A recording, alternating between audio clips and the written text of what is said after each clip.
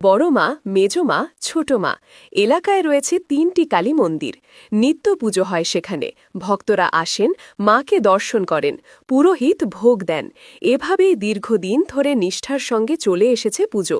কিন্তু শুক্রবারই রাতেই সেই কালী মন্দিরগুলিতে ঘটল বিরাট ঘটনা।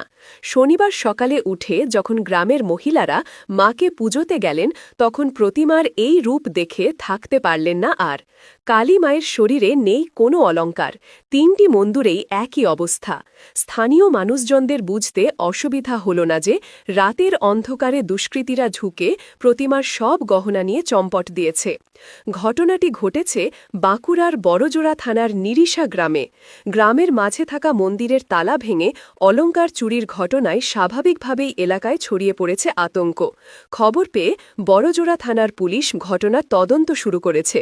স্থানীয় সূত্রে জানা গিয়েছে, বাঁকুড়ার বড়জোড়া ব্লকের নিরিশা গ্রামের মাঝামাঝি মোট ৩টি মন্দির রয়েছে। পাশাপাশি ৩টি কালী মন্দিরেই বড় মা, মেজ মা ও ছোট মা রূপে কালী পুজো হয়। কালীর বিগ্রহে থাকা সোনা রূপোর গহনা ছাড়াও পুজোর কাজে ব্যবহৃত বাসনপত্রের একটা বড় অংশ মন্দিরেও রেখে দেওয়ার রেওয়াজ চলে আসছে। আজ বেলার দিকে গ্রামের এক মহিলা মন্দিরে প্রণাম করতে গিয়ে দেখেন মেজমার মন্দিরে তালা ভাঙা অবস্থায় পড়ে রয়েছে।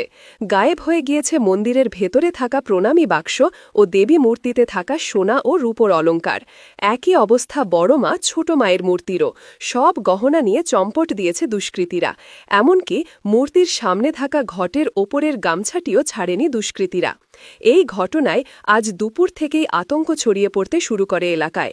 স্থানীয়দের দাবি, মন্দিরগুলি ছাড়াও পুজোর বাসন ও অলঙ্কার গ্রামবাসীদের ঘরে গচ্ছিত থাকে। মন্দিরে তালা ভেঙে চুরি হলে গ্রামের বাড়িগুলির নিরাপত্তা কোথায় তা নিয়ে প্রশ্ন তুলেছেন স্থানীয়রা। স্থানীয় বাসিন্দা কাবেরী পরিকার বলেন, আমার যা মাকে প্রণাম করতে এসে দেখেন ঠাকুর কাঁপছে। তারপর তাকিয়ে দেখেন প্রণামী বাক্স নেই। ও ভয় পেয়ে গেছে। তারপর ছুটে গেলেন, সবাইকে ডেকেছেন। এরপর ছোট মন্দিরেরও এক অবস্থা।